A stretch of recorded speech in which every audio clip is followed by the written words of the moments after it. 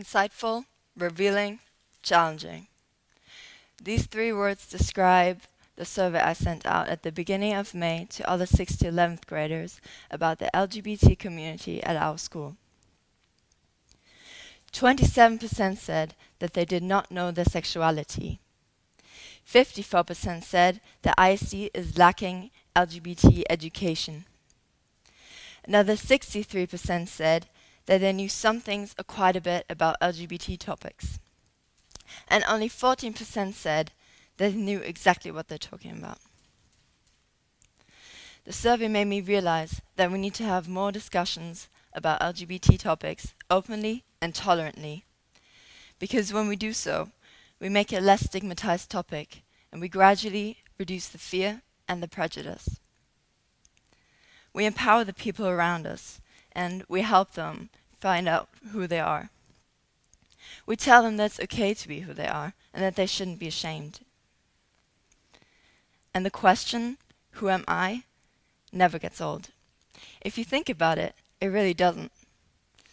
Parents ask themselves these questions till this present day.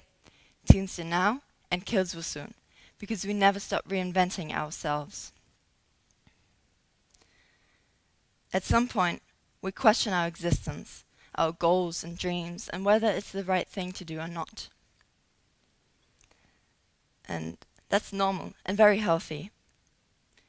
Who knows where we would be if we didn't question the decisions we make in our everyday lives? And coming out of the closet is a major decision for every LGBT person, sooner or later. And the issue is that you don't come out once or twice and then the job is done. You come out multiple times to different people because questions arise or you get to know someone better.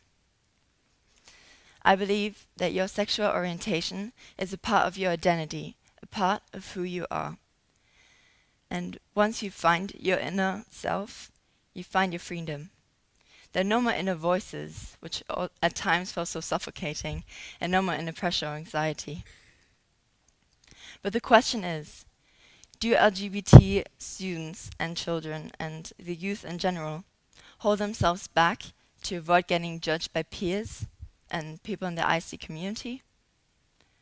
We have 17% which restrict themselves because they're scared of the reactions they might get.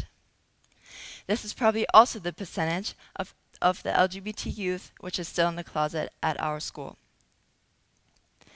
Funnily enough, it is a subconscious decision each and every one of us make if you want to talk about LGBT things, whether it's safe to talk about these things with a person or not. And 30% make this distinction every single day. I believe that letting your child know from an early age that you support them is crucial and vital, because it decides where they will stop sharing things with you later down the line. Would you know if your child was suicidal or was crossing their minds? Certainly not. In many cases you wouldn't want to, but others it proves to be important. A study from the San Francisco State University recently found that LGBT youths who experience high levels of rejection during their adolescence were more than 8 times likely to have attempted suicide, more than 6 times likely to report high levels of depression, 3 times likely to use illegal drugs, and more than 3 times likely to be at high risk for HIV or other STDs by the time they reach their early 20s. So as soon as we express tolerance and we practice acceptance, we make it easier for another person who's insecure about themselves. In the past, you would hear remarks like, "That's so queer." Today in the corridors, you hear the phrase, "That's so gay." And that's not okay. It lets inconfident students associate being queer with something negative, even though it should be something which should be supported. And if we start to spread more positivity in our community, we would impact it significantly. We should motivate one another instead of bringing one another down. And we teach one another passively how to love ourselves, but also how to love others. I strongly believe that self-love and self-acceptance are the true building blocks for a happy life. And they're hard to maintain, difficult to build, but once achieved, a true enrichment. It takes time before it pays off. It's just difficult to achieve, but once you make it, you're gonna find yourself much happier. You must look after yourself, mentally and physically, just all around. It gives you the confidence. And if you didn't practice it, then you'll find yourself depressed in years' time, asking yourself the question, why do I feel so broken all the time? This is because you made other people responsible for your own happiness. And you search for something in other people, which is, ironically speaking, already within yourself.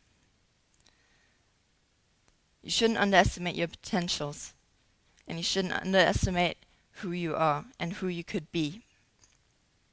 You should work on yourself to become the best possible version, because you can't be anybody else. You are only given this one life. Generally, to me, love is what unites us. It's what brings us together. It shouldn't matter as much who you love or who you want to be with. It matters who you are, and it's not easy finding yourself. The activist and writer Charles Bonner once said, "I've been embraced by a new community. That's what happens when you finally open up about who you are. You find others like you." Thank you.